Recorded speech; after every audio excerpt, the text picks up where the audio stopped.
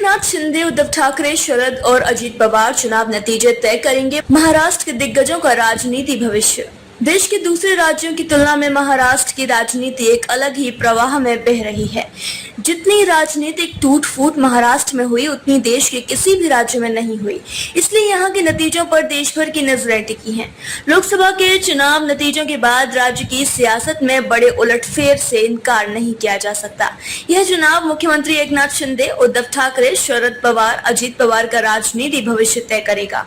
कौन किसके साथ रहेगा, कौन किधर जाएगा, यह सब चुनाव नतीजा तय करेगा। साथ ही बीजेपी नेता देवेंद्र फडणवीस के लिए भी यह चुनाव बेहद महत्वपूर्ण है।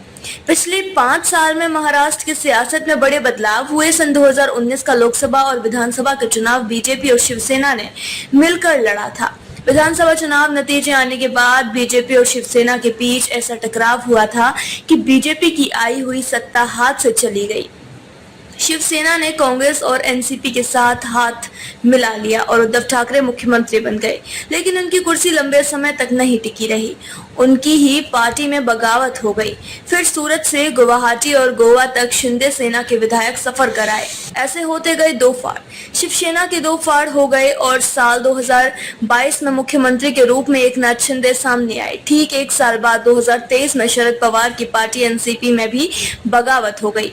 शरद पवार के भतीजे अजीत पवार ने चाचा से एनसीपी हत्या ली। साथ ही उनके परिवार में भी बिखराव हुआ।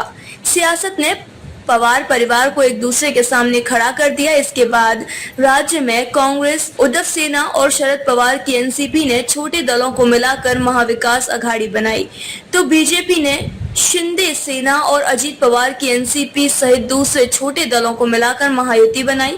लोकसभा चुनाव के सीट बंटवारे में महायुति और महाविकास अघाड़ी के घटक दलों में खूब माथापच्ची करनी पड़ी।